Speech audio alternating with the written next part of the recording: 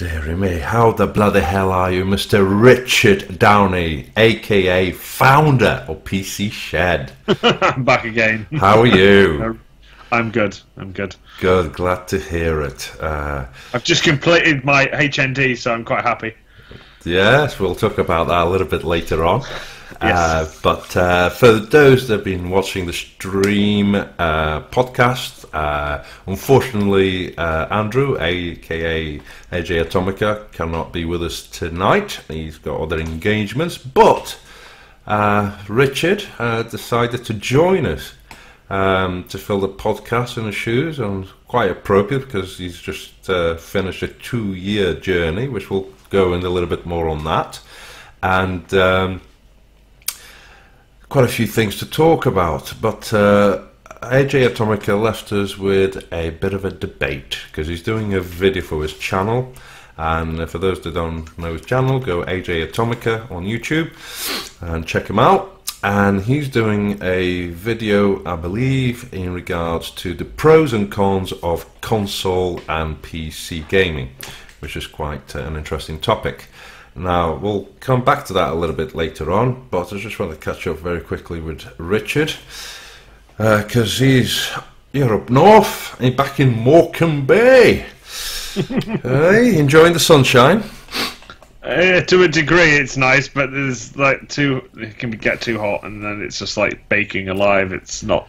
I don't do heat. I grew up in the north, but it's freezing and rains every day. And then when the sun comes out, you get like 3 hours of sunshine, at which point all the barbecues come out, all the sun lounges come out, and then it's quite a comical thing actually when you think about it. Yeah. But other than that, it's been all right. We've been to the beach. I'm the only idiot to turn up to a beach not prepared and go on the beach in jeans and shoes and a t-shirt because I'm an idiot. Because that's what happens in my land. Even I'm on shorts. And why can't I hear myself? There we go. So I'm not shouting, just going to feedback. Like today, I've just finished work. I'm off for a week, which is nice, and I'm not kidding. It was boiling at Bentley Motors. So when we came out, I was just drenched. So I've been running around, helping my mum out with a few things, but we'll cover that later on. Yeah, it's Portuguese weather. This. Portuguese weather needs to bugger off.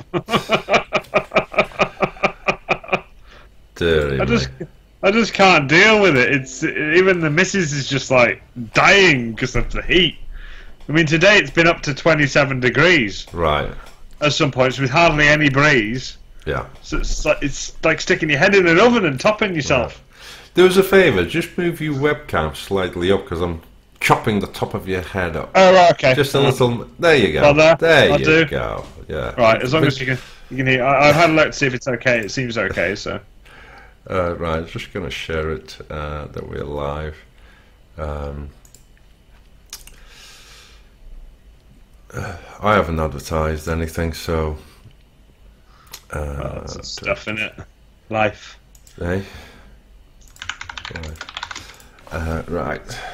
I'm just sharing it and putting watch it. Watch it. With the happy face. No, I tell you what, it's been an interesting week, that's for sure. But yes, it has. Right, tweet that. Lovely. That's a bit of housekeeping done. So, if AJ, if you're watching, sorry you can't be here. Enjoy your venture. I was quite shocked that he forgot about this particular thing. Yeah, because it's something that you normally do. You know, right. We'll go and do this. Oh no, I've got to be there. No. Right, I'm getting a message saying video output low. Video output low? Yeah, they only just check the actual feed on video. The missus. Because it's first time it's actually showing red. Sound okay? Yeah, seems fine. Video quality okay.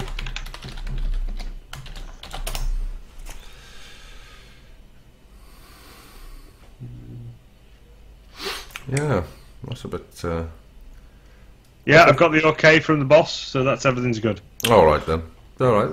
She's upstairs watching it with Sarah for no reason, so she keeps out of the way.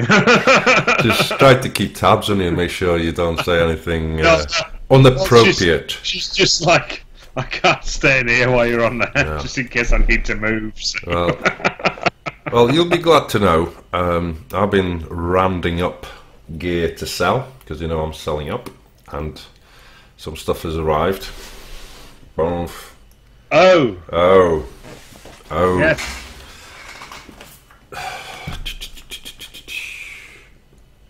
Max's formula, motherboard. Have you got some like guy that the shoplifts open things? It's just a... Oh my god, you got that one. Yeah, that is a beast of a motherboard, and I got it for the cracking price. And so the tally at the moment to shift, I've got 3 Hall of Fame's 1080 GTXs, 2 EVGA classifieds, and now I've got 2 behemoth MSI water-cooled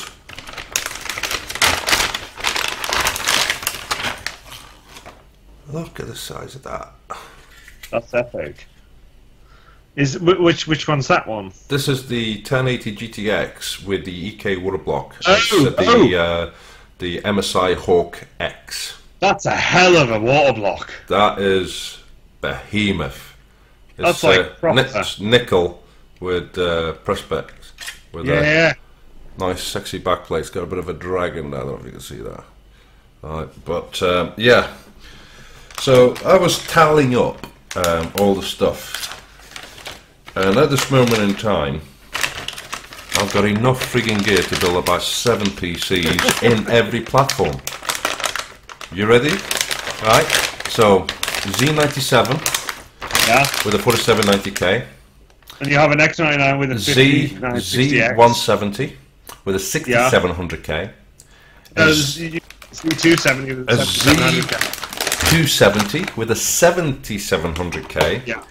A X99 threefold, 3 modes that I got, and a 5690X. Also got the X79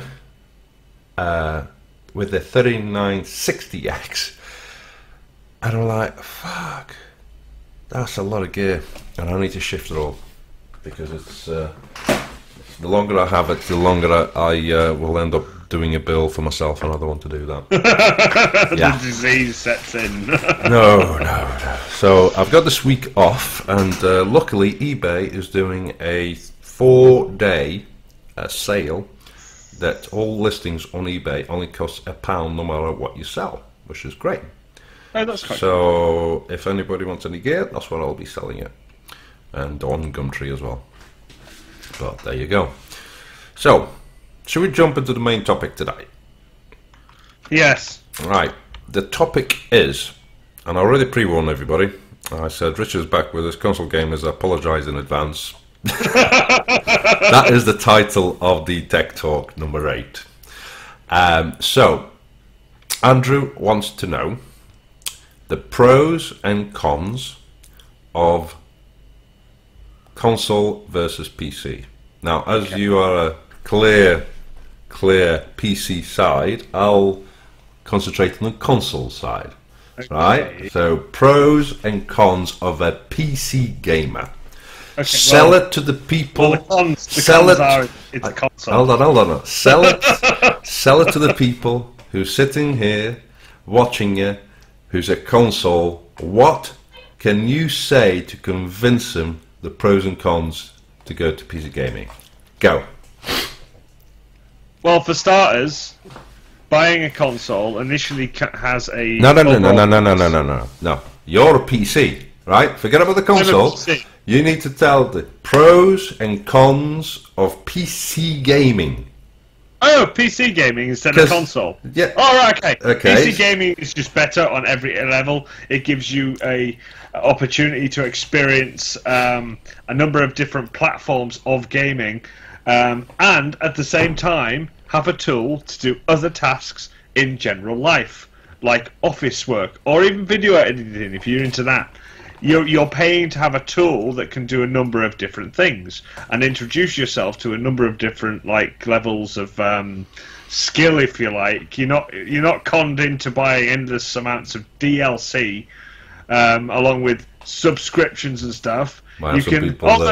There is some going around. Yes, there is, but how else are they supposed to make money? You're paying for something that you can upgrade. You can get a pretty decent gaming computer, especially now all the graphics card stuff's happened. Yeah. Decently cheap. Pick a GTX 970 for 150 quid. If you want to do it on a cheap, you build a whole bloody system for 500 quid, the cost of a console. Okay. What's the so that's the pros. What's the cons of a PC gaming? The cons of PC gaming are that. And this is my pet hate, they are separate platforms with regards to Steam, Origin, Uplay. They're all like different stalls.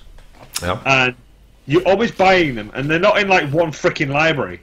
It's not one place where you buy everything and it sticks it in one place. Mm-hmm. They're all individual installs of this, that, and the other. Mm-hmm. The other things are the fact that you have to be computer literate to understand what you're installing, how you're installing it, where it is, who you're signing up for. You know, all the things with using a computer in general, anyway. But you have to be like geekified if you want to put it on a level. You can't just stick Tom, Dick, and Harry. It's like my missus plays the computer. She knows how to launch the game and play the game. Yeah. But when it comes to the install and everything, I've done all that. Right. And the signing up, I've done all that. So she literally can go on, launch Tomb Raider, and play Tomb Raider on the Titan X Pascal. You had to drop that in it, didn't you? You just drop that in it. I'm glad that he mentioned that because Andrew did mention, bear with me, I'm just going to check on the messages. He did send me a request to ask you, bear with me, oh God, whenever you're ready. Do you ever notice Facebook seems to be running a lot slower? No, I think it's just you getting old. Yeah. All right. Okay. I know what he's talking about. No. All right. Okay. We'll come back to that a little bit later on. All right. Okay. So, is there any more cons in regards to PCs about installing and different platforms for buying games and libraries? Cons, I would probably say that drivers. Okay. If you're with AMD, no freaking hope of anything ever happening in life. with NVIDIA, it's more excuse me, drivers. Do excuse me, viewers. Can I just interrupt and say that that's an opinion shared by Richard. I am like Switzerland neutral. You can tell these are a big Intel fan. I love them both sides. Carry on. I'm going to add that the latest thing that's been bugging me to death is NVIDIA's want to release every driver to control everything and not test it. Yeah. So you install it and then shit just happens for no reason. And it literally is getting irritating. Yeah. Every time the NVIDIA thing comes at the bottom and says a driver update, I'm like, oh, do I install it? Oh! Sometimes it works. Sometimes the exact same driver will not work on HDI compared to this one. Yeah. But like that, along with there are little things, lots of little things. I mean, if you're a geek in life, you know how to take a driver back to its previous generation and install it again and get everything going, because you know how that computer works because you built it yourself, or Yeah. you bought a pre-built, but you know what's in it. Yeah. To some Agree. degree, you Agree. just haven't had enough money to maybe build it yourself because it's a lot of money. I mean, this thing, bar the bloody graphics card, is about 700 quid. With the graphics card, it's about 1,800 quid.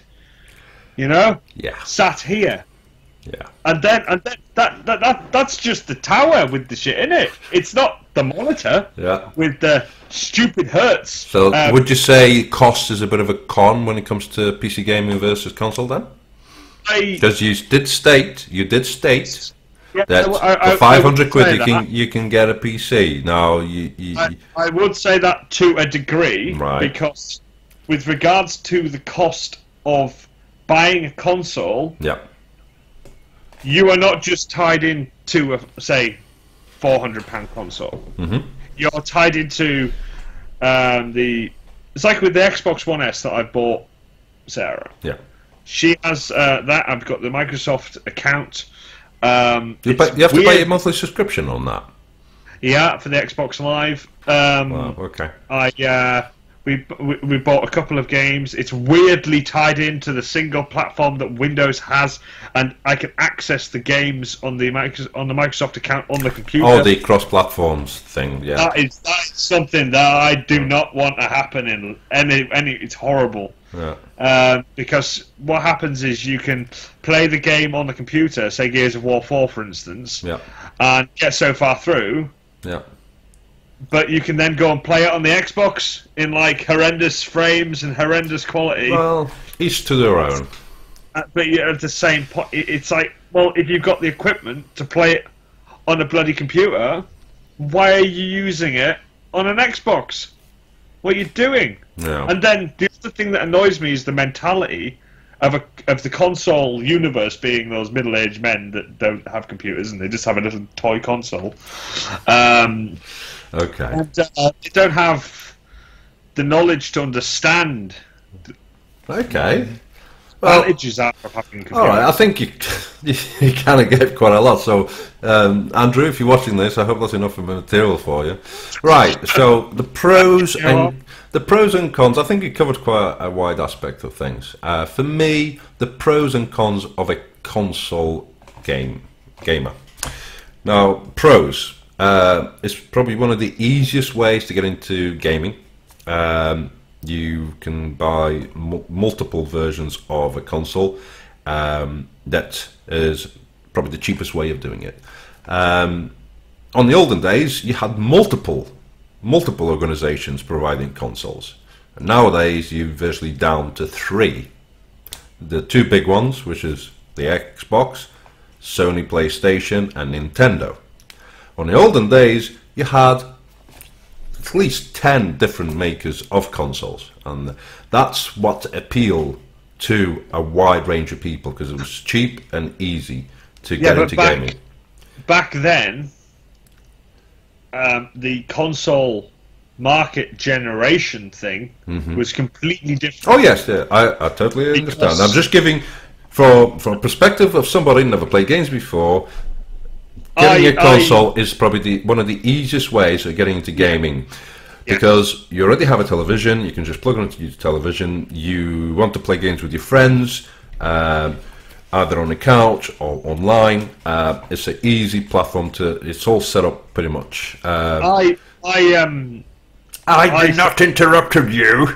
No. I'm putting a point across because it's correct. Okay. Right. I said to Andy the other day because he was asking me about it. I was like, the difference between consoles now and the difference between consoles, say the PlayStation 1 and the PlayStation 2, Yeah. with the fact that they weren't online.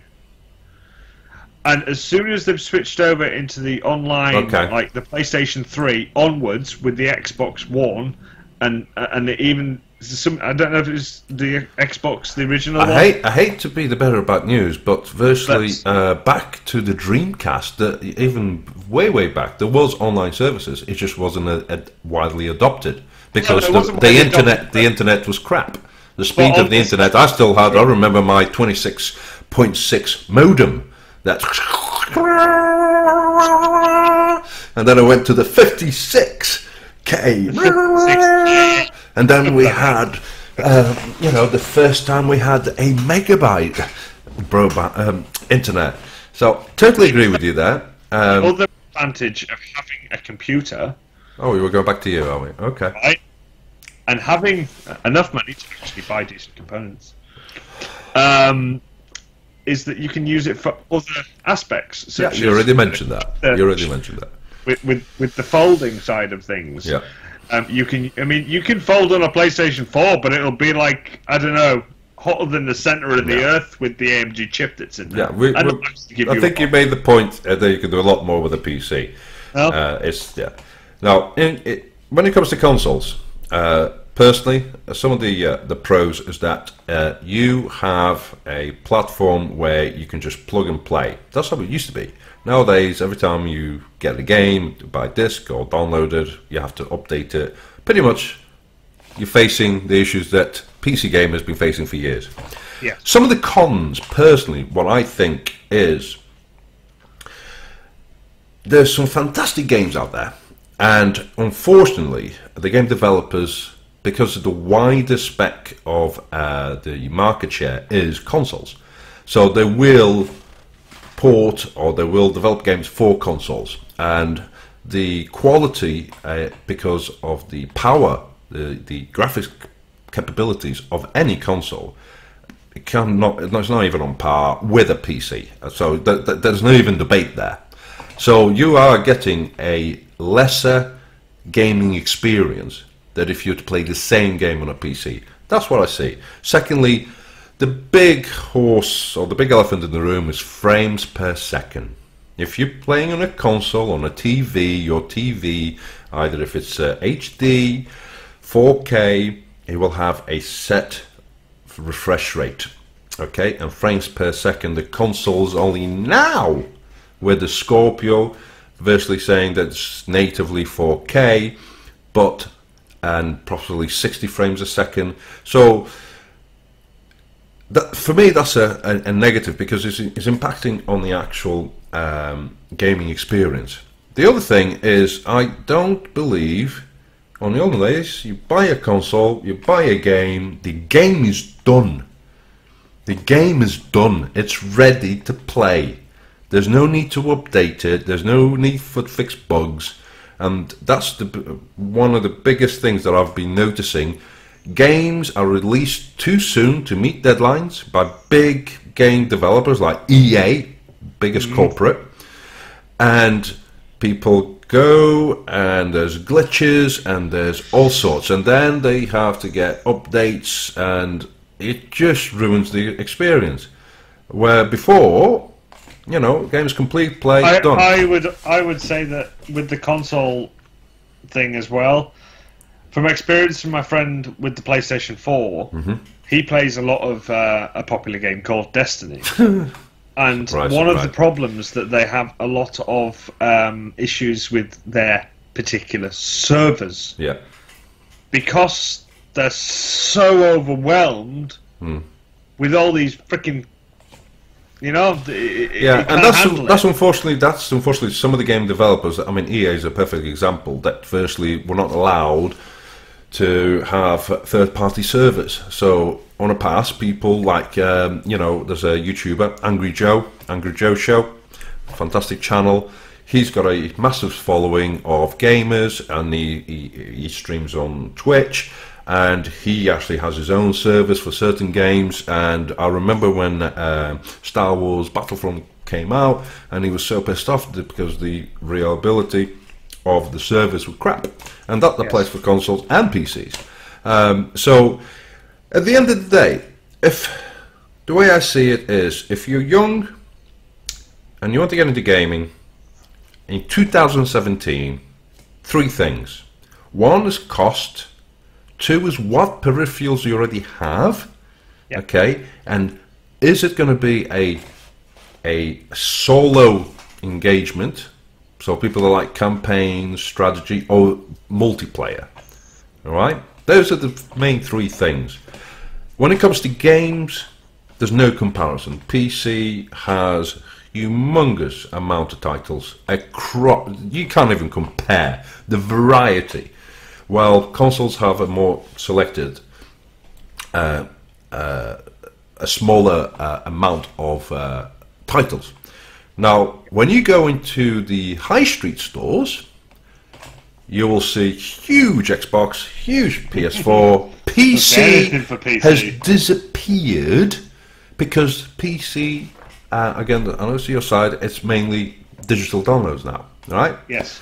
So, for a young kid, you know, when I had my first console, I think I was like 14, 13, I 14. remember playing on Sega Mega Drive back in the day. That was one of my consoles, and at that, you know, if you were at that age and you were considering getting a console, and you've virtually got choice of two, really, if you think about it.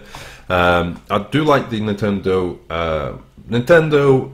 I tell you what I do like. Oh, okay. Tell you what I do like. I like the Switch. Yeah, I was just about to I say. have seen a number of people with those, and because of Nintendo's platform that they're on, yeah, with the games that they have available with Mario and Zelda and whatever, the old classics. They're like, it's a proper awesome. But here's the thing: what's different between Nintendo, okay, and Xbox and Sony PlayStation, right? Out of those three, one main business since history has been games, and that's Nintendo, providing entertainment for families. That's why the Wii. The Wii was a huge success because it appealed to so many, even though that after a while it just, you know. Yeah, it died. But they sold millions. You know, I still remember the Switch. You know, it's, you know, with the controls and everything portable. You know, you look in 2017, kids, you know, going out. They always have some sort of an iPad or a game console or whatever. Nintendo DS, Nintendo. The PSP. I had the original one. Yeah. When it first came out, and it was bloody fantastic. Yeah. Discs in the back, you could play your Need for Speed or whatever else, and get on the internet via YouTube. So whatever. That on that side for family engagement, consoles definitely. If you want to experience the best gaming experience across a variety of platforms, then PC gaming is the way forward. Now, if I had to put a bet for the future, cloud gaming is going to be the biggest thing. Okay, for people that would like to go into PC but don't have a huge, powerful PC, don't want to go to consoles, but they still want to have access to all those titles, cloud gaming is going to be the big one.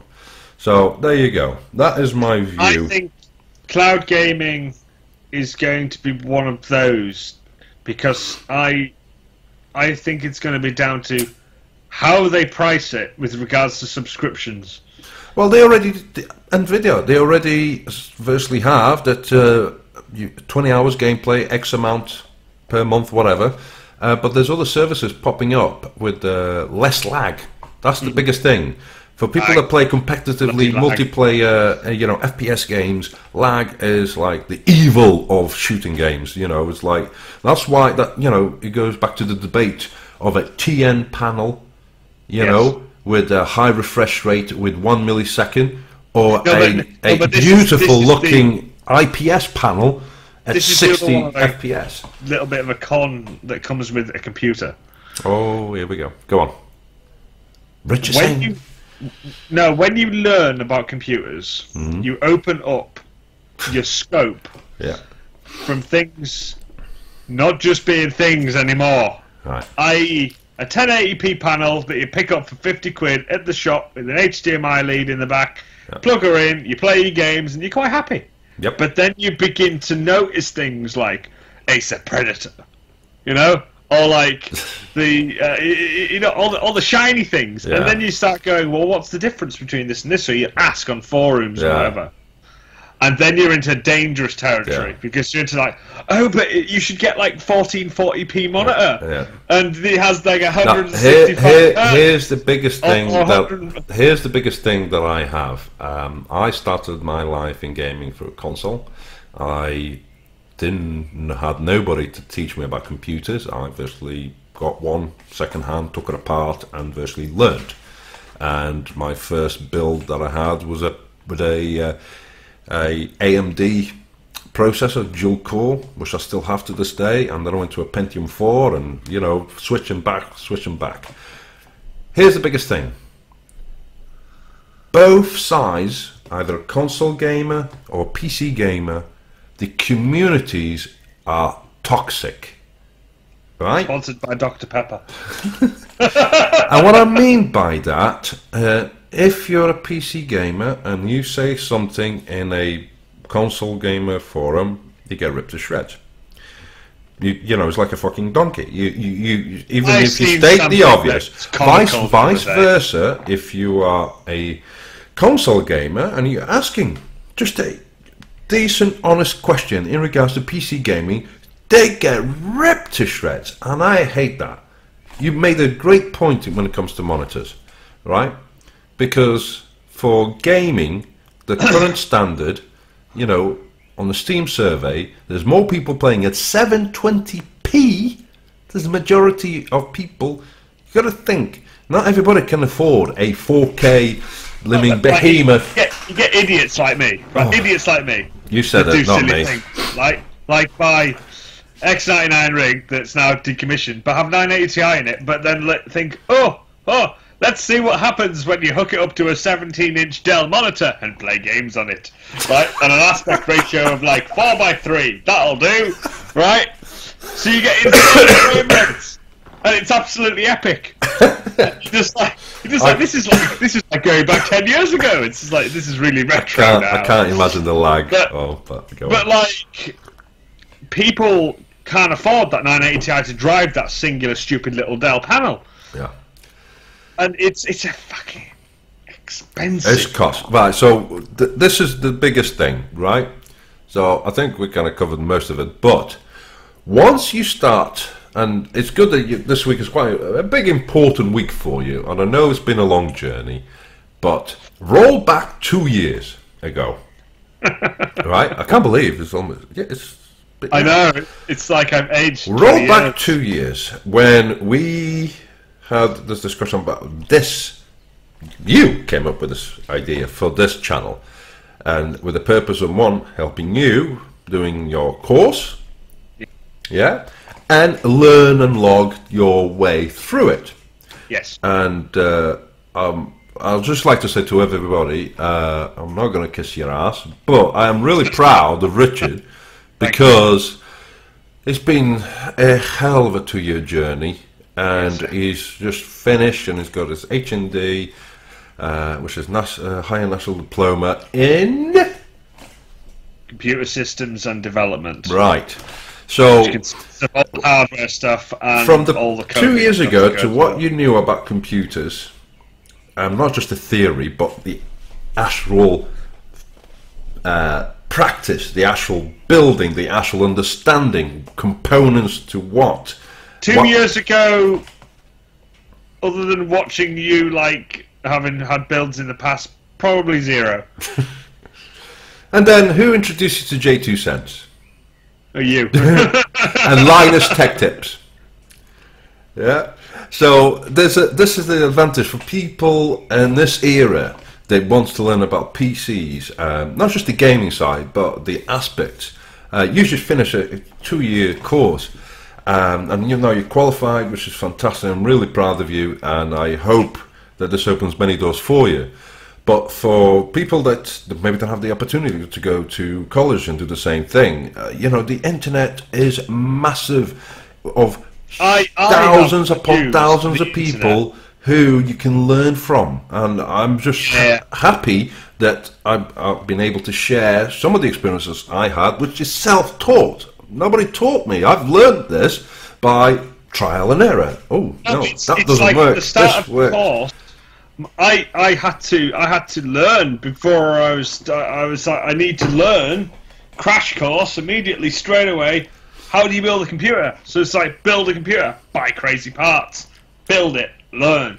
And then since then, I think I've built 7, 8 Can I just say, it's quite funny when we were talking about the pros and cons. They did mention you can get a decent PC for 500 quid. And if I remember correctly, 2 years ago, when you came up to me and said you needed a gaming PC, and the bill that I came up with was around the £500 mark, and we ended up spending, after you bought a motherboard, X99 motherboard, spending over 4.5 times that. It was pretty crazy. That wasn't my idea. Even then, I said, you can get everything that you need: 1080p gaming, decent frames, monitor. I'm learning about. See, this is the dangerous part in life in computers.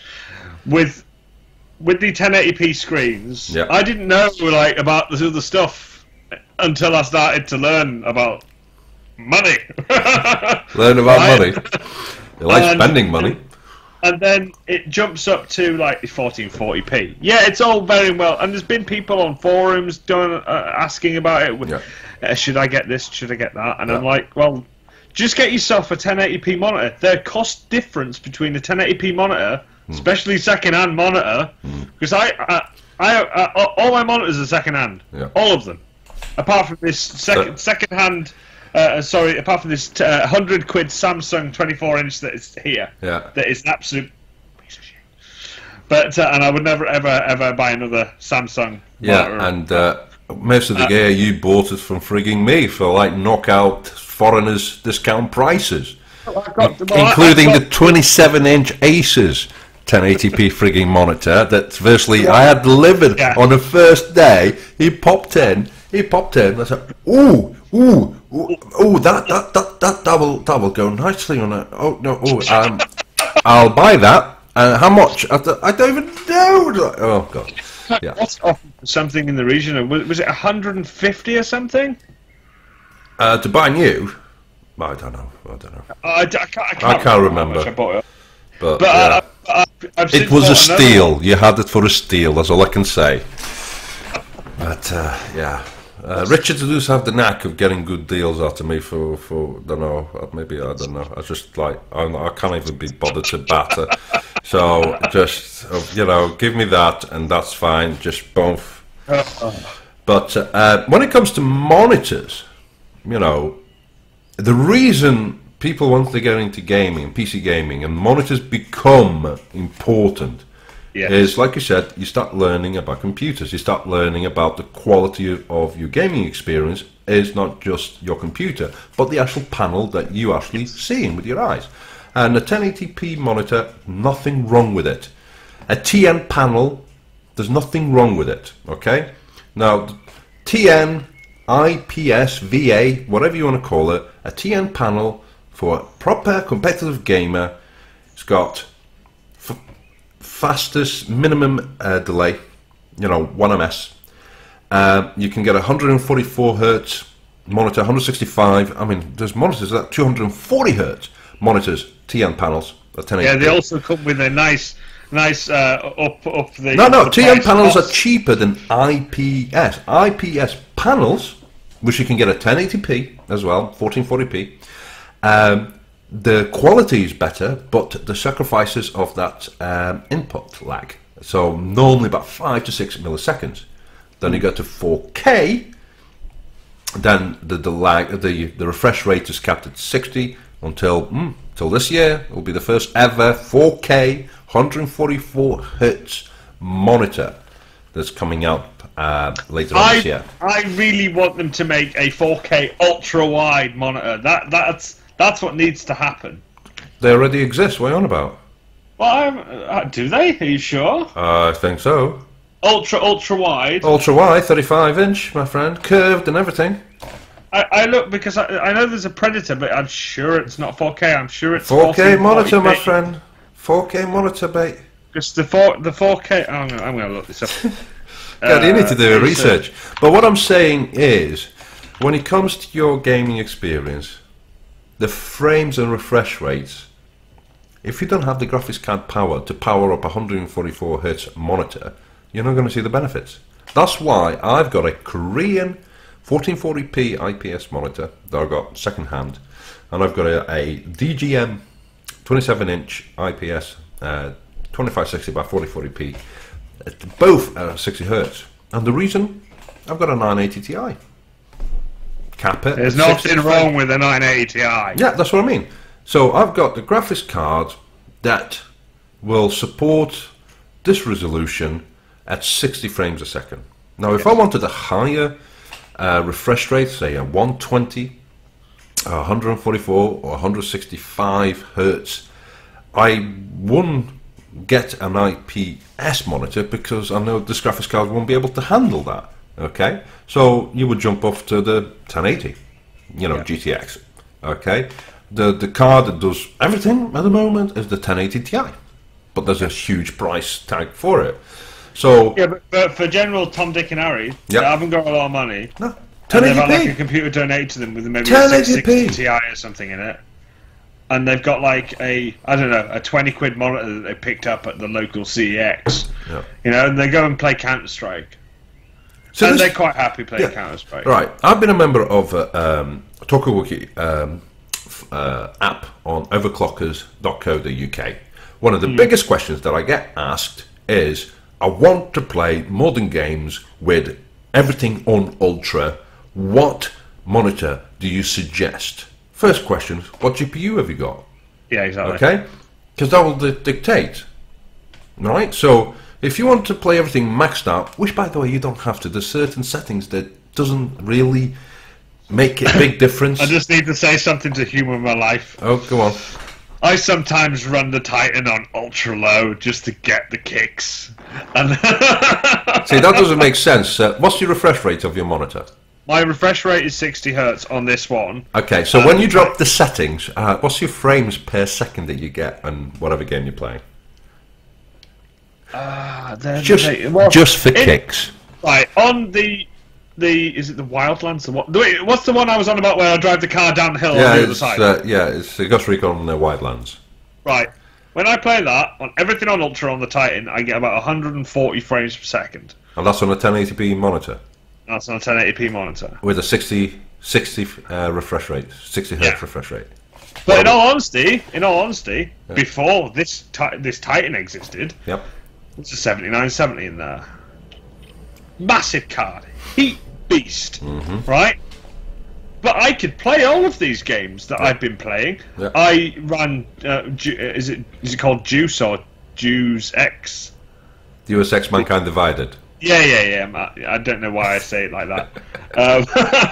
But great game. When I downloaded that game, I still had it running on the 7970, and it was still kicking out 40, 50 frames per second. You just literally dial it back a little bit into your high, medium high settings. Down. There's not that much difference if you don't know what you're looking for, like the whole shit just appearing in front of you. Yeah. You know, it's when you kick it back all the way. To low, and like everything just goes. It's mostly bragging rights. I can play everything at ultra at 120, 144. That's exactly what it is. Frames per second. Blah blah blah. Well, that doesn't mean nothing if your panel can only do 60. I had two 980 Ti's in SLI, and I had experienced tearing because my monitor. I was getting like 140. Frames a second on Far Cry 4. Everything maxed out, and I was getting tearing and artifacts because my monitors were 60, but my graphics cards linked together can render double that easily. So I got rid of it because one, there was no need, and 60 is fine for me. I mean, I would probably, my next upgrade on a monitor wouldn't be to go on the 3 setup. I do not need that in my life. Because I've tried it and it's a nuisance. Especially with 3 27-inch monitors on Mac. It's not a nuisance if you use it for productivity like I do. If you think about it, for the last 2 years, who's done most of the editing and videos that we got on your channel? Yes.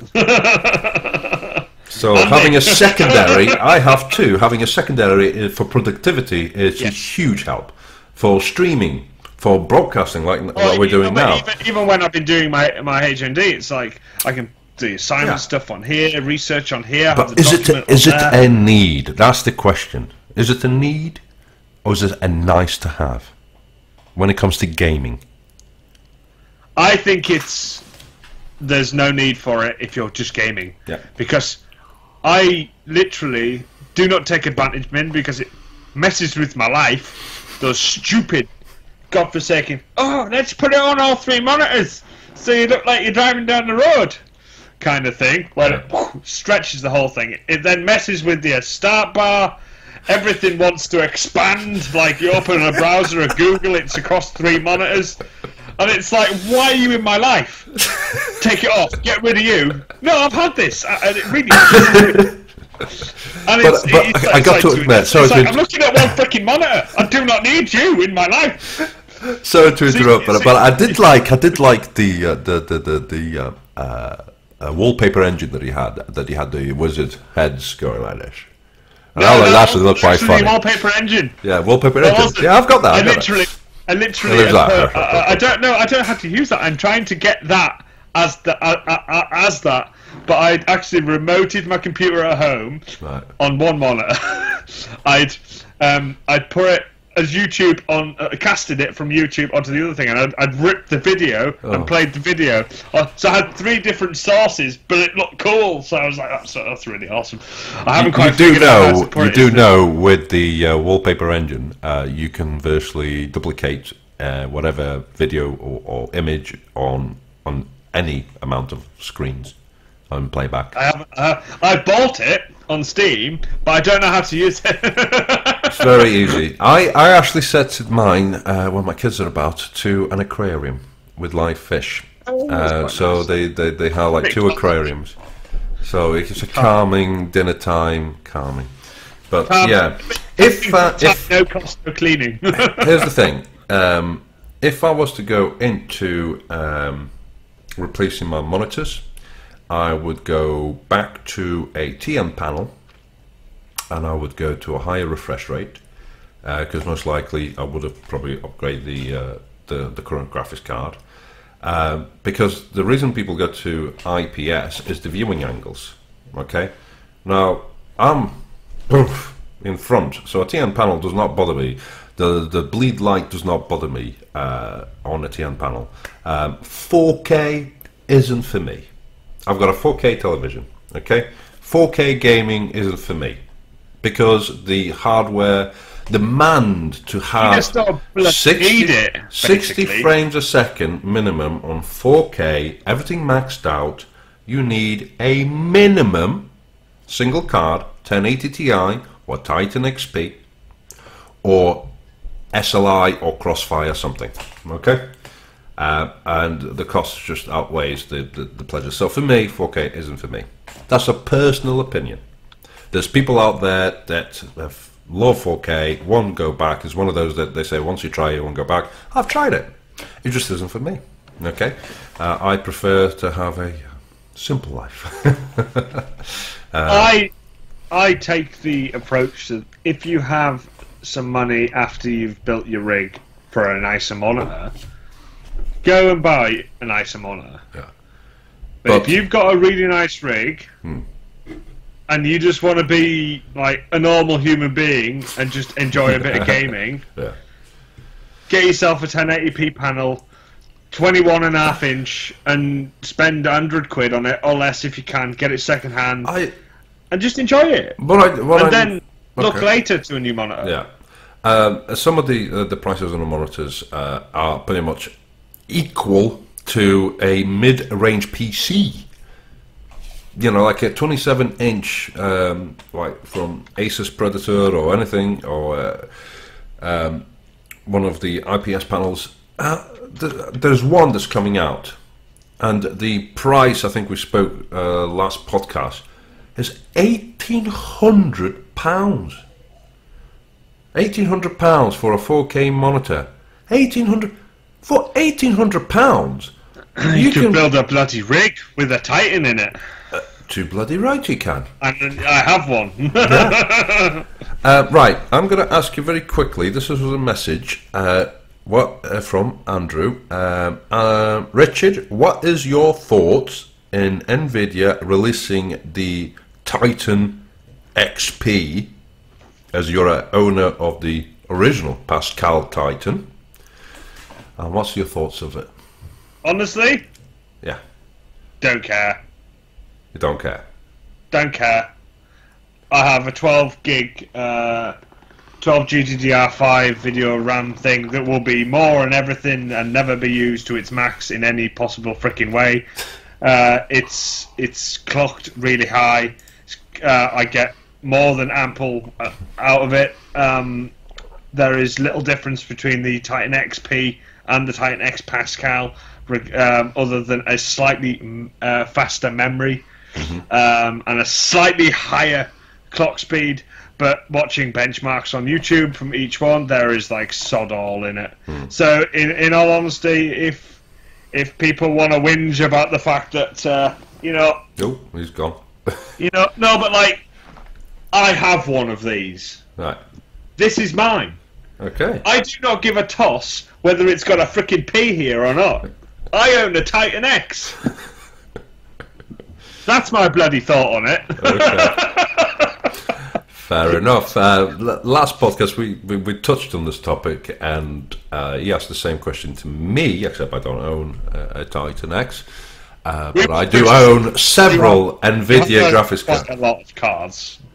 Yeah, well, yeah, but kind of... A lot. You had about 4 Maxwell Titans at one point. Yeah. And I was just dithering along, going, why? Why can't I have one for free? For free, yeah. What I mentioned was that I felt, from a perspective of somebody like yourself that bought a Titan X, knowing that it was the most powerful gaming graphics card. Phenomenal. It's literally just like a rite of passage. It is. It is not free. Bow to the Titan.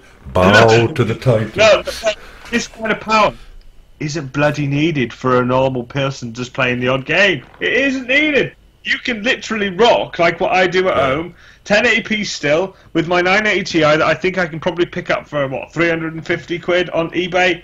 Oh, Yeah. That's a 6 gig card. Yeah. Most of which you won't bloody use. No. And if you're really that anal with spending that much money on a card, Yeah. just tone it back a bit. Put it on high settings. No, I think my point was that I would be really pissed off that if I spent that level of money on a graphics card and then the makers brought something that's inferior, in essence, the 1080 Ti, and beats it, and then just a couple of months later brings another Titan XP but you have to accept at higher cost, and that for me is like NVIDIA saying screw you to This is the other con. This is the other con. Another con for a computer market. You have to accept that whatever you buy at any point in time will always be superseded by something going up yours later on, by whatever company it is, right? Yeah. It's about going, right, I've decided I want to buy this graphics card. Yes, it's a Titan X. At the time, it's the most powerful card. Yeah. Right? It's a nice card. Okay, a month later, Nvidia's like, whatever, do this. Right, they're going to be doing exactly the same in a couple of months' time. Yeah. With Volta. So the cycle of bollocks and bullshit starts again. Yeah. But I will still have a 12 gig Titan X Pascal in my bloody Skylake PC. That, by the way, is my missus' PC. This is not my personal rig. I donated my first Titan to my gentleman. She's a very lucky woman. It is. Swear to God. Lovely. No, I'm terrified of actually taking the Titan out of this thing and breaking it, so it's just stayed in there. It's fine. It's covered by warranty. What are you on about? You got? No. Is it 2 years warranty? Or was just 1 year? No. Look in the box of glory. Typical Richard. Oh God! You just killed the people that were watching us with bashing the microphone. Oh, sorry. That's all right. Okay, well they'll just have to deal with life. Deal with life. I haven't even opened this. I thought this was a CD. Right, it says Titan X. So you've literally just taken the card out of the box and just plonked it in. Well, yeah. Not done the research, not even looked at the material, the sexy box. Dude, when I received this in the post, it was like a whole occasion when I opened it. Just cracked the seal. I don't know, actually. I don't know what the warranty is. It was saying this. It should be a minimum 1 year anyway. So if you mess it up by just removing it, which I very much doubt that you will, you can always send it to... I actually don't know how... If there was an issue with the card, because you bought it directly from NVIDIA, the RMA will be directly to NVIDIA. Yes. Won't it? Oh, then they wouldn't have it in stock and send me a Titan XP as a replacement. Good idea. Let's see what you're doing now. There you go. Well, they have to give you the equivalent of, which brings me to another point. I've been dealing with some of the questions in regards to graphics cards that have faults, but the makers don't make that specific card. So, as an example, because of the 10,000 series cards came out, the likes of the 980 Ti, most of the cards, they don't make them anymore. And there was a user asked the question. He said that he had a Asus Strix 980 Ti, had a fault with it, still under warranty, returned it, but because they didn't make the same card, they would give the equivalent in performance, which in this case would be a GTX 1070. Now his argument was, yes, the 1070 is on par performance, give or take, but my card is a custom PCB Strix, and you are offering a reference PCB box standard GTX 1070. That's a fair enough argument, to be honest. I think he's got a big valid point, but what most people don't read is the terms and conditions when you buy a frigging product and when you look at the RMA terms and conditions, because the manufacturers only have to provide the equal par or superseded in performance. So if they don't actually make the same type of card, model or higher, that's like the equivalent of me, you know, getting a GTX 1080 and then they don't make that anymore, and the only thing on par to that would be what? 980 Ti maybe. No, that's going backwards. Now, what I'm saying is they would either give whatever's on par at that point or supersede it. So my question, my answer to him is that I can total valid point. I would firstly say that yes, the GTX 1070 is on par in regards to performance, if not a little bit, smidget better.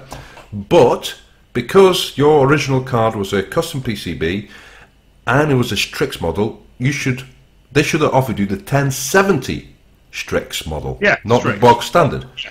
See, for that, and that's customer service. Therefore, that I would say. I think if you dealt with somebody like overclockers or even Scan, probably more on the overclocker side, they take those things into account, and they probably. But you won't get an answer by just writing an email. You know, you need to talk to somebody. No, you need to talk to them. Okay, because you know, especially if it's like this, face to face, because then you can argue your point. Well, you build up a rapport, don't you? I mean, you've been going there for years, so you know, like Tom, Dick, and Harry that work there. Yeah, I was there last week and had this delivery from them.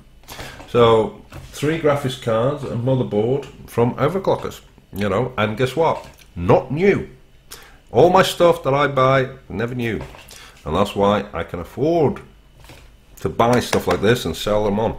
But anyway, that's enough of that. You know, you've not sold kidney or anything, or... Mate, I'm skint. I'm skint. That's why I'm selling up. I mean, I can't be sitting on all this gear. I mean, it's too much. I've been waiting for the right time, and the price has now gone up. The DDR RAM 3 and 4 price has gone up like stupid, so I can make a nice little profit on my kits. You still haven't even that Dominator stuff, the DDR3 or 4? I've got DDR4, I've got Corsairs, Vengeance, DDR4, DDR3, I've got Kingston High, Predator. Yeah, I'm virtually been waiting and sitting on this like, oh my god, I can't sit on this, and there's like, okay. I would like to add, outside of the selling thing, I bought this chair for my missus, It's a Vertigear. I think it's the S2000. Yeah. This is a very nice, very comfortable, and it's very well made. And I have no quibbles with it whatsoever. And it's pink. It looks freaking awesome in black and pink. It's like hot pink. I didn't comment it was bad. I said it's pink.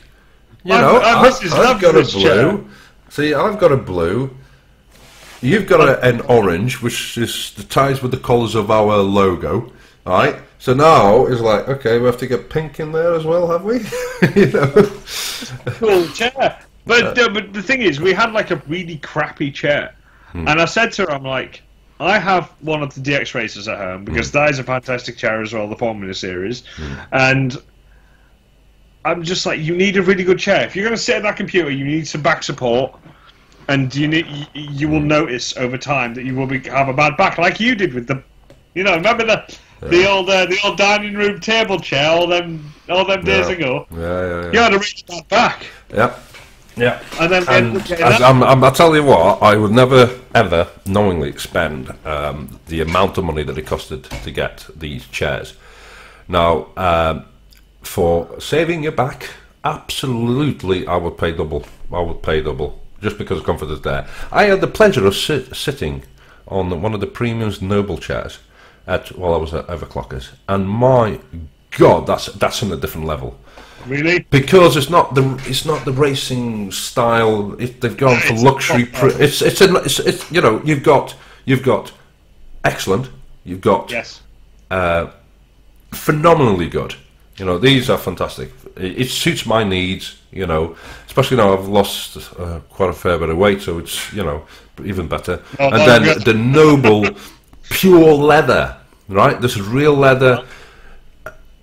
Oh, that's like elite, mate. It was like beautifully crafted. It's the memory foam in it. I was like, oh. Compared to the DX Racer Formula Series, which is more like it's a fake leather. They're all bloody fake. I don't know if this one even is, but it's got more of a texture on it. Like a car seat. Yeah, well, that's what it's based on. That was the trend, but Noble. They've virtually gone their own direction, and I think it's the right direction to go. Is to get the most comfortable gaming chair, but it doesn't look out of place in an office. You know what I mean? They had the one I sat was pure black leather, with some really nice stitching, some of the best stitching I've seen. Because some of the chair stitching that you see is like bloody hell. And I work with seats. You keep forgetting. I work with seats. I produce seat stickers on one of the world's most luxurious frigging SUVs by Bentley Motors. So it's my elements. I work with leather. I work with memory foam. I'm getting coming bloody hell. It's coming like almost 2 years I've been there. So it's been a learning curve. So when to see that sort of craftsmanship on a gaming chair, wow. So kudos and Noble. So and there you go. That's my. I'm just looking at some of the Icon series. Right. They do look pretty damn smart. No, expensive though. But if I haven't looked at the prices yet, but be prepared. No, but they've sort of got rid of this like the holes at the top. Yeah, just minimum branding, and it's classy. It's classy. Stitching going on there. Beautiful stitching, mate. Beautiful, mate. Cross stitched as well, which is black and red leather. I bet that looks amazing. Yeah. But they had about 6 or 7 different chairs in there while I was waiting to get some stuff. The Icon series is only. I think they've got one here for £329, which is not that bad considering I paid 213 for this one, and I paid probably about the same for the DX Racer. But less than that. Right. Probably a little bit less, maybe 180 or something. Yeah.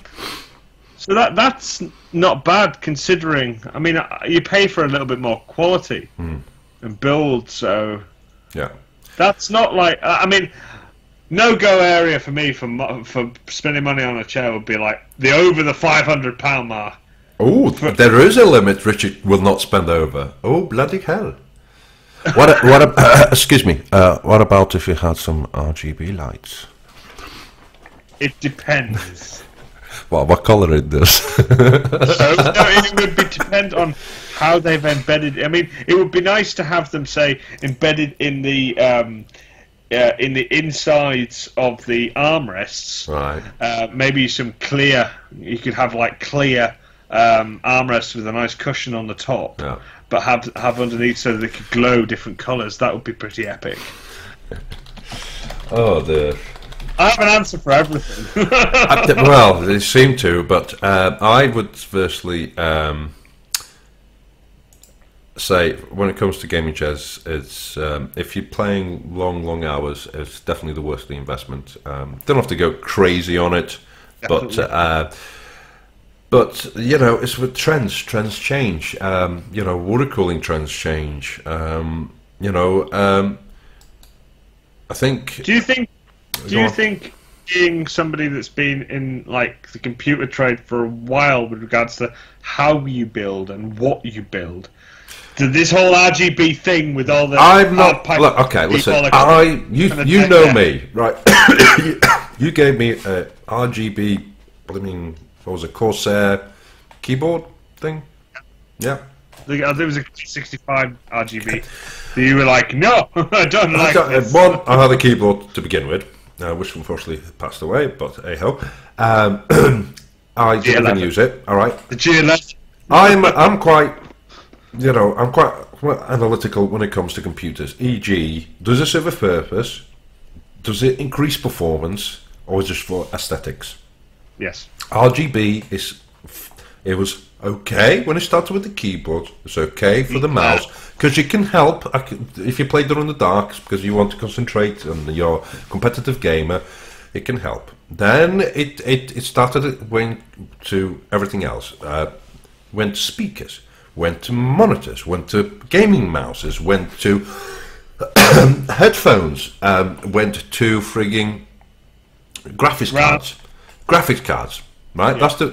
And now RAM and power supplies, and there's virtually nothing else that I can think of that they can go. They're already doing water. They virtually went to the water cooling. I thought, don't you start fucking with that.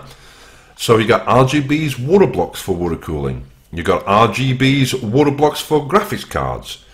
You've got RGB lighting, which we already have and we used for years in cases, but now it's within the reservoirs. It's just becoming a bit. You got RGB fittings. Thermaltake has done the first ever RGB. I'll put it up so we can. I bet they look amazing. No, because it's stupid. Oh no! On the fittings, that would be amazing. RGB. Thermaltake, right? And I blame Thermaltake for the ring fans. Some of this because you know, on the fans. Yes, if you don't want to add a lighting kit, it's a cheap way of doing it. You get some fans with some LEDs done. Now the cost that's what pisses me off. So let me just put this up so people can see it. Because believe it or not, I think I paid. It's like my HD 120 fans, my Corsair ones that I put in this one with the controller. They were slightly on sale, but they're not really on sale. So there we are. Go on. Sorry. 65 quid. I paid for 3 HD 120 fans with a controller. Jesus Christ! And that's what I put into the Tatanator. Yes.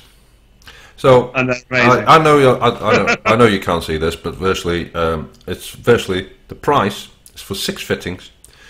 That's got RGBs, comes with a controller, and virtually what it is, it will shine whatever coloured light on the actual tube with a fluid, right? That's cool. Wait, 70 quid.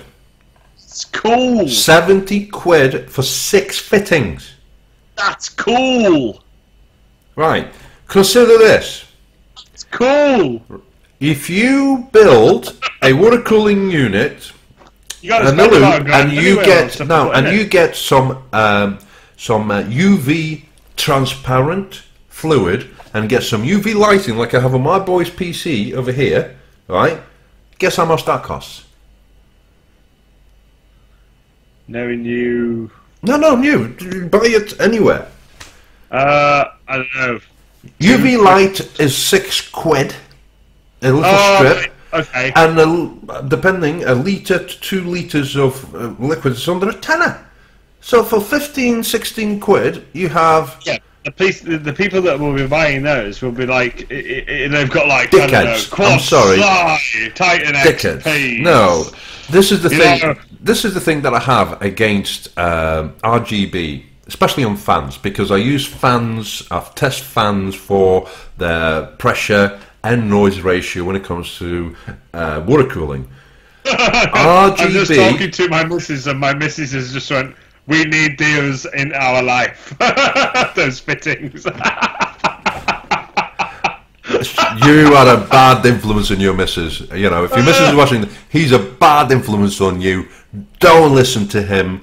He doesn't need these in the life because he doesn't have a water cooling setup, right? Yeah, I know. I did contemplate moving it into a Corsair case, into a larger one, and then that would give me the ability to then cool the GTX Titan. Right, let me put this back. But this is not happening because I'm concentrating on getting myself in an automobile, which is a car in normal speak. No, going back to the RGBs, right? Yeah. Let's say that you find a really good fan, quiet, it's got enough pressure to airflow into your case, right? And it costs a tenner. You find the same fan, and all it has is got frigging RGB lights. It's double the price, right? Double. Just because it has lights. It doesn't do anything apart from looks. It doesn't help the airflow, but it costs double.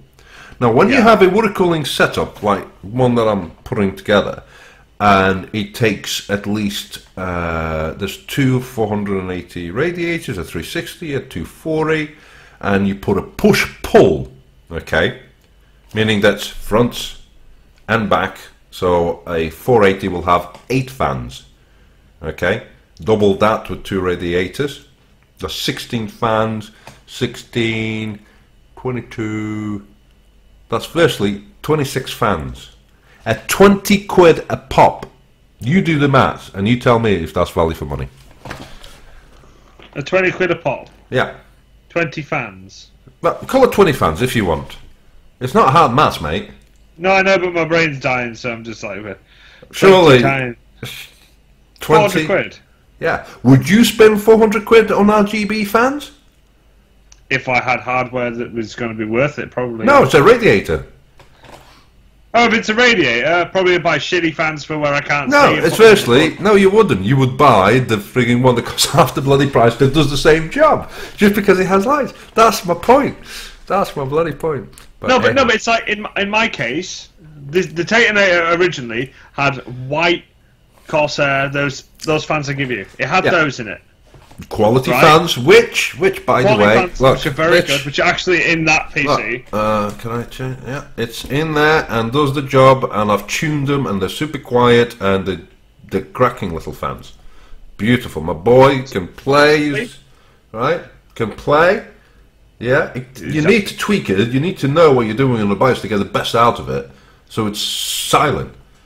And I'm pissed off I can't switch off the lights, but my boy wanted lights because he saw Richard.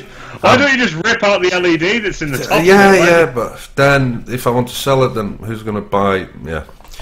Anyway. No, but like that's what was in this computer. Now it's only a basic tower. Yeah. I only paid 35 quid for the tower, Bitfinex Neos. Yeah. But like, I needed these fans in my life because they rev up to 1800 RPM.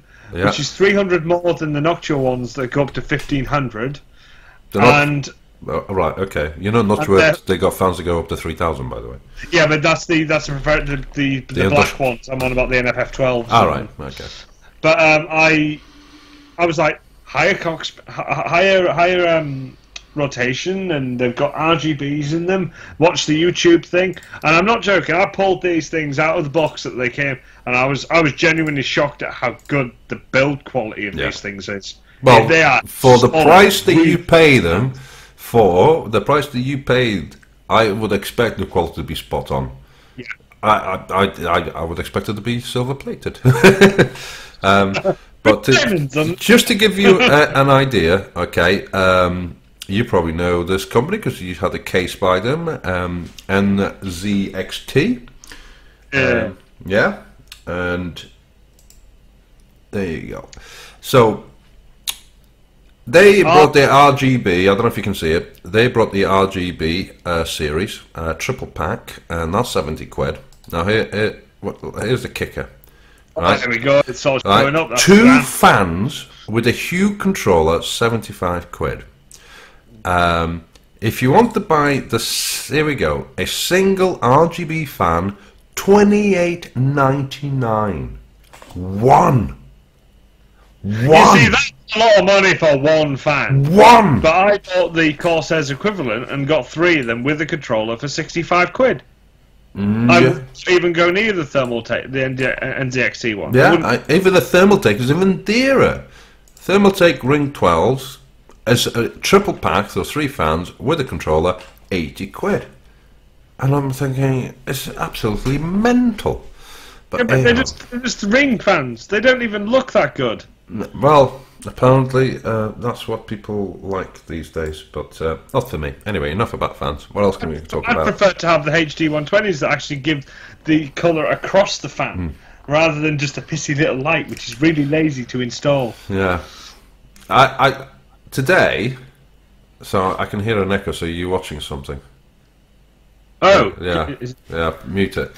Because I can hear myself. So they'll have negative feedback. I think it might be you, because mine's been muted for ages. Is it you? Might be you. No, I'm mute. Get rid of everything, but I can today, did you see the trailer for Far Cry 5? No, I clicked on the link and then I got preoccupied doing something else. That's my life today. So I did come across it though, and I think I watched like a few seconds of it. It looks very good. Yeah. I need to properly watch it. Yeah, I love the Far Cry series. I was a bit disappointed with Primal because of the campaign. Far best Far Cry is number 3. 4 was okay. I like the direction this is going. I mean, you have to wait a long time, February 2018, before it gets released. But it's an open world, but here's the clincher. Based on the decisions and actions that you do, it will affect the actual frigging game. Which, the dynamics of that, if they get it right... That's quite a complicated thing to code. No, think about it. So let's say you... think of all the open games that versus, oh yeah, it's diverse, so your decisions matter, and it comes to the same fucking ending. Well, on this, if they do it justice like they've done the previous games, meaning that if you support the bad guys, you know, consequences dynamically will happen while you're actually playing. You don't have to wait till the end to find out, oh, if I do this at the beginning of the game, what's going to be the outcome? It dynamically changes. The setting is brilliant. I think the setting is brilliant because I saw a little clip and I thought, oh, they're going like Western style because of Red Dead Redemption 2, you know, big expectations on that game. But the setting itself looks smart. At least we've got frigging, you know, we're on the modern times. We're not back in primeval. But yeah, very excited about our games. Is there any games that came out recently that on the PC which excite you, sir? That excite me? Yeah. So looking back, I quite like the Titanfall, the 2 that came out. I love that game, and the Titanfall 2. No, what is it? 3, 2, the latest one. 4. Brain. 4. The one that's been patched up. 4. Yes. Brain. Hello, Brain. Oh god. Titanfall 4. Yeah. Titanfall 4. No, that's Fallout 4. Titanfall 2, you mean? Yes, that's what I said. Oh, right, sorry, I misheard you. I thought you said Fallout 4. Okay. Confusing the shit out of me now. Yeah. Yeah. Very good game. No, but you jump across walls. No, I mean, else yeah, but that didn't come out this year. I mean, this year now. Games now? are coming out, yeah. Sniper Elite 4 that came out in February. That was Sniper really Elite, good. I loved that Mass Effect. Mass Yeah. Effect is cool. I haven't touched it because they fucked it. They fucked it. How? I've experienced absolutely zero problems with it. Yeah, you haven't. See, I've played every single Mass Effect, right? And the first time I saw the real gameplay, I thought, what the hell have they done to the best aspect of the game is the storytelling and the actual animation, because it was fucking all fucked up. It was all this. So I'm not touching it. I wait, give it 6 months, let them sort it all out. I might jump on it. Fine. It's fine. Yeah, maybe.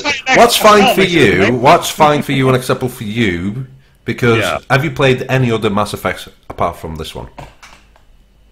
No. Exactly. So my point.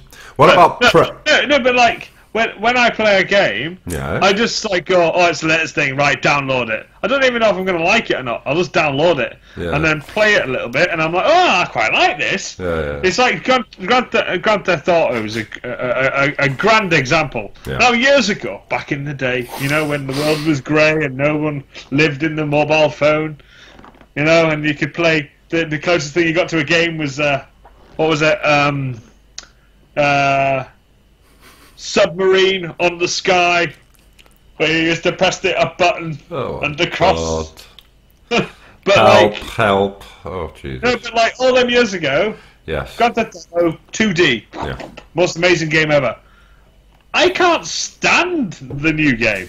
I just don't get it. Why it needs to be like it is. I'll quite happily drive around running people over without any aim in the world of completing anything, and it's great. But that's basically what I do. But I don't look at achieving. So what do you say to your missus to say, right, I had a bit of a bad day, I'm just going for a drive, love, alright, I'll see you in about half an hour. So jump on the GTA 5, just knock a couple of pedestrians over and you feel better about yourself. She does the same thing. She doesn't know what the game is. Right. She'll just drive around running people over and thinking it's great. And then she'll play Tomb Raider later. Okay. So it's just like Tomb Raider. A couple of games that rose my eye, for me anyway.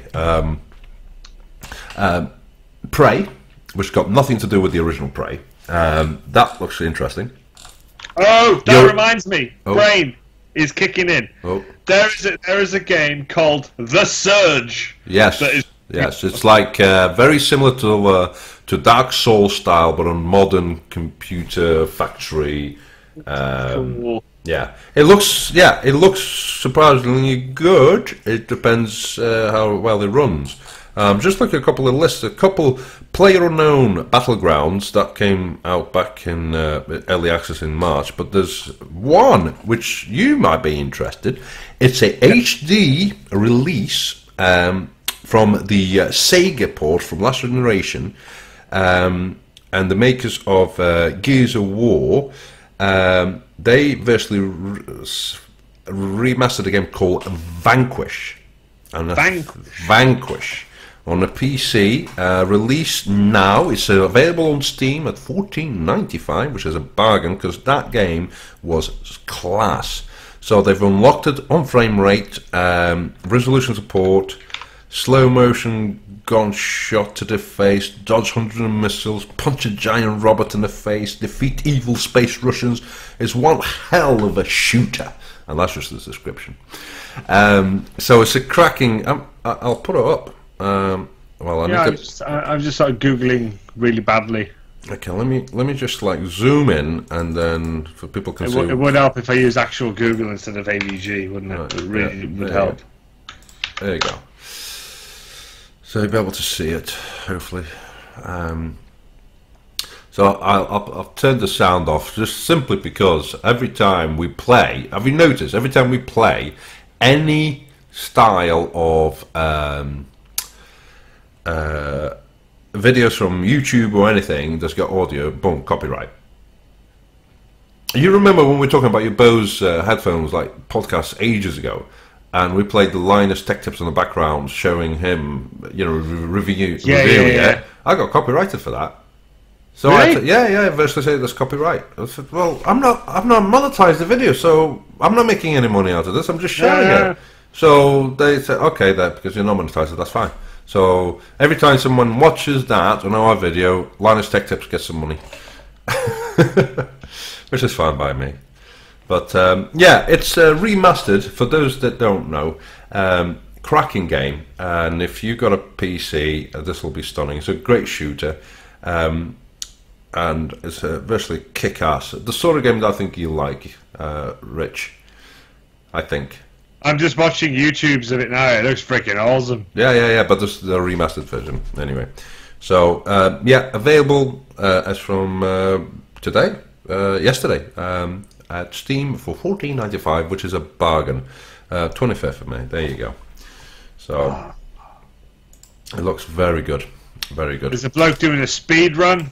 Yeah. Speed run's done in like 7 minutes 54. Yeah. Now, unfortunately, there is a couple of games that come out today, and if you're a Friday the 13th fan, there is a game called Friday the 13th the Game, where it's multiplayer, and you get to play Jason, and 7 of your friends play the other teachers, and your mission as Jason is to kill them, and their mission is to avoid them. And it's gruesome. There's some of the kill finishing moves that Jason does is proper in your face. So if you like your horror, but of course the big news is Red Dead Redemption 2. That's due to come out this year. And I'll put it up. You're quite excited about that, aren't you? It's like yes, because one of the school. best console. It goes to show one of the best console. Red Dead Redemption is one of the best Western games ever, pretty much, and it's never made to PC. But so the original Red Dead Redemption never made to PC, and they are virtually looking multiplayer as well on this. Ooh. Something like GTA Online, but people running you over with trains instead of cars. Oh, sweet. So I'll whack it on, and I've got sound off so we don't get copyrighted. There you go. So bit of a I think it's a bit of a trailer for about a minute. So if it gives anything how it looks on the first game, it's stunning. I can't wait to see the minimum specs requirements to run this game on a PC, because this looks beefy, shall I say? GTX 660 Ti. Really, yeah. But yeah, that looks really the campaign. That's what I'm looking forward. I like a good campaign, and if you like a good story, this looks like it's going to be it.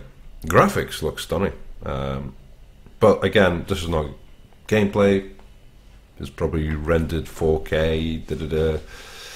It's like pretty much every single trailer for a game these days. If it doesn't say it's actual gameplay, so fall 2017, it says pre-order. Don't bloody pre-order, for Christ's sake. These days, I think people have learned the lesson not to pre-order because they got absolutely screwed. Yeah, there's a couple other games, but Rising Storm 2 Vietnam, and of course the biggest one, of course, is Destiny 2 on PC. Oh, bloody hell. I literally am sick and tired of hearing about that crap. Bungie's MMO shooter is making his grand debut on PC this fall, with a sequel, which Destiny Faithful already head over heels for. It's out on September the 8th on the consoles, but we don't know when it'll hit the PC just yet. It's a game that literally annoys the shit out of me, because it needs to stay on the console, because the people that play it are console sort of like in that little zone, weirdness, and it's like, it's not.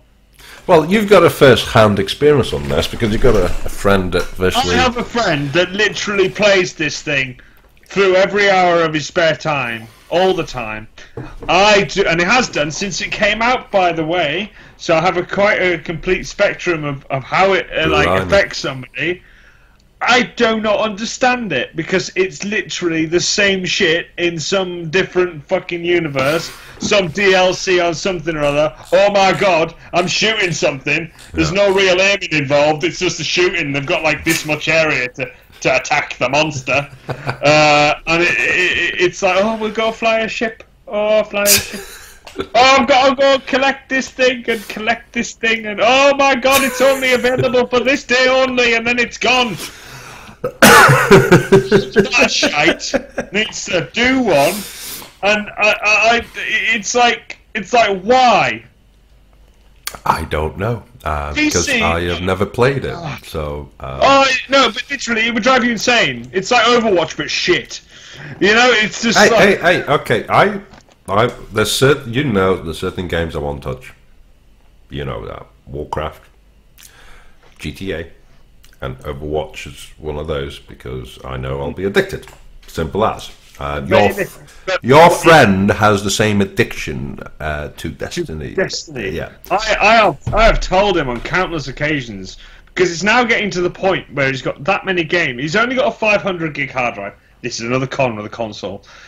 You can't just simply take out the hard drive and put a new one in without having to piss about with. Download this software, blah, blah, blah. Well, at which point a console human being hasn't got the concept of what's going on.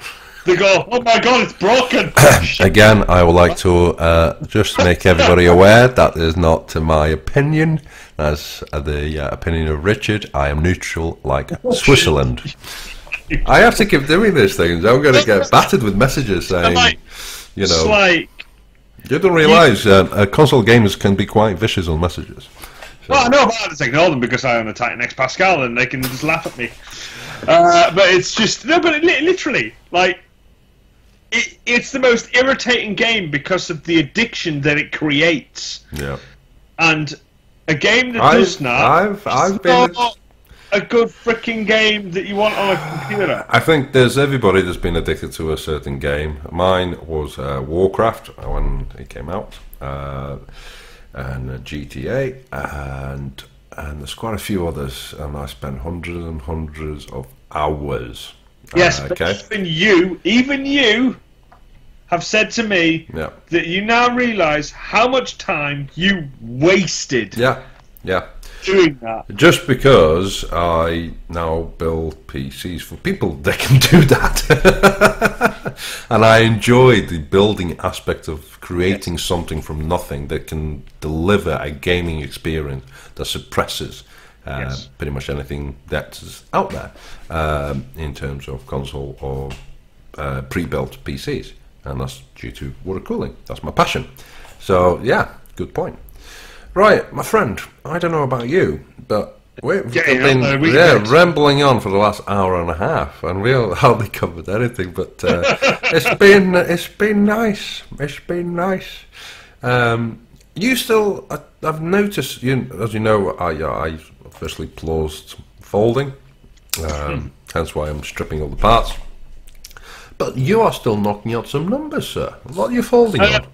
My 980 Ti is doing. I sort of stop it like maybe in the day because it's been bloody hot. Right.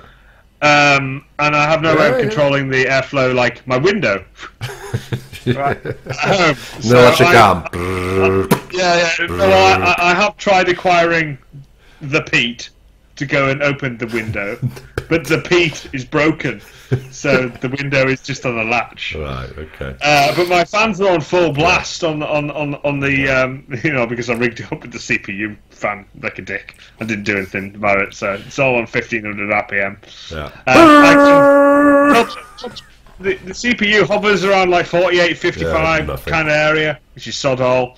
And then the 980 Ti is the hybrid one, so sort of even like in hot weather, it goes up to like 65 degrees, which is still sod all. Yeah, well, for people that are watching this and actually realise what the hell are we talking about, did you realise that our little venture for the last 1, 2, 3, 4, I could call it 4 months, We actually reach our second highest amount for the month. When we had our first experiment, and we actually reached our peak was around 82 million in a month, and with only 6 cards, I like to say, 4 from my side, 2 from you, and you weren't like 24/7. We actually reached, for the month of May, 74 million. Over 1,000 work units we actually done. And your 75, don't belittle it, it's 75 million. Oh, I haven't updated, sorry, because I had the page. So, yeah, our PPD will be dropping, so that's why you see a big doof dip. It's gone. Yeah, because I virtually could not afford. It's disappeared. No, I just can't afford the. I mean, I've been at it for like 4 months, solid, I know, non-stop. it's been crazy. With 4 GTX 1080s, that was pulling in a phenomenal amount. I mean, we can tell here that we were doing like 2.5. What was it? 2.4. Like then you had your XP come in, and you boosted that up to 3.5 million. And we were doing near 50 work units per day. That was like incredible. But like I said, I committed for 4 months. I completed that, and we'll save a bit more money, and we will carry on again for another 4 months. But I need to raise funds, and I'm already on a process of building. You know, I've got a frame at least and a power supply. That will have to wait. But well done, Mr. Richard, for your contribution. And very much appreciated for folding it home. We're topping up the electric in the next few days at this house, so I will be folding. Don't fold at the detriment of costs. Only do it if you can. If you can't, there's no harm. Okay, you contributed a lot, and very much appreciated. And that no, it's just I can in retrospect, this thing produces. The same amount that thing, the 980L will do in a day, running 2 GTX 1080s. That thing actually produces more than 2 full-blown custom 1080s together, 24 hours a day, which is ridiculous. And the power consumption is only 250 watts. And it's phenomenal. I don't trust it really to run on this reference cooler for that 24/7. I don't trust it. That's why. I honestly see like whole fire and hellfire going on if I leave it on that long. But I have to run the fans at like 75, 85 percent. It's not loud, but it's. No. I wouldn't want it in my life. Well, the good news is, we were on the top 30 4 months ago, and we've climbed up. 21st now. 21st. We were virtually just outside the top 20 producers. No, we were on the top 5 producers this month, and we were just shy of 56 million to get in the top 20. Which, according to this, would take 4.3 weeks now. It was 2.2 weeks, but that's not important. I had a specific target I was aiming for, was to get past the 400 million points and 18,000 work units, and that was my overall target, and we smashed it. 18,303 work units, and we just need to defeat Dave. Dave Goodchild. So in essence, Dave is currently folding. The folding target will be the 500 million, the 500 million mark. That's the next milestone. Well, there's like 56 million to go to overtake him. Because once you get to top 20, the next step will take another 34 million, and then from that it's pretty close. Between 19 all the way to 15, because they are not producing. There's only a few people. They're not producing big numbers. Some people actually stopped. They haven't produced anything because they've been so on the top 20. So that between, like, there's 4 places on the 5 574, 571, 569 and 553. So within 20 million points, there's 4 places right there. Now the big jump, of course, is from 15th to 10th. That's huge, because Unicorn, he's producing around 10. Unicorn, I love that. Unicorn. Yeah, Unicorn is basically there's 5 people on this team that produces, and he's one of them. He's consistently been producing over 3 million. Then you got that Lord Soft at 2 million. You got PC Rich, which is 3.7. Neilio, who's been, God knows, here forever, at 3 million. I've got Doc Jones, 6.6 million. So yeah. But anyway, enough of that. I think it's time to call it a night. Yeah, I think it's time we... So, are you going to be up north then for a while? Yes, I'm going to be off for a while. I'll still be touching base. I've got a few things I need to sort my life out with here, which I'm doing currently. Yeah. That includes paying for my hotel and shit for the concert in July. Yay! Which everything is fine and everything's getting sorted out. No, I've got everything written down and controlling it, so it's like brilliant. Good. So make sure you behave yourself, sir. And I will.